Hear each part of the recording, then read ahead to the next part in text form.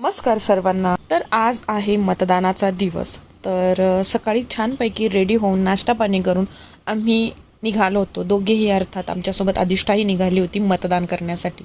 तर रस्त्यावर सगळीकडेच गर्दी होती आज खूप.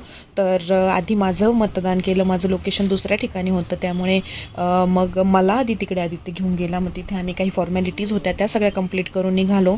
ऑलमोस्ट दुपारची वेळ होती, 12-1 वाजेचा टाईम. तर बऱ्यापैकी जरा गर्दी होती, मतदान करत होते सगळेजण.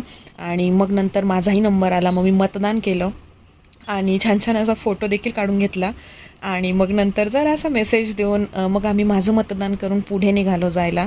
मग आदित्यचं मतदान होतं, तिकडे आम्ही गेलो. मग त्या लोकेशनला अधिष्ठाची जबाबदारी थोडा माझ्याकडे होती. मग आम्ही जरा मस्ती करत होतो. मग ह्यांचं देखील मतदान झालं. छानपैकी फोटो वगैरे काढले आणि आम्ही आमचा हक्क बजावला आहे. तुम्ही देखील तो बजवा आणि मतदान नक्की करा.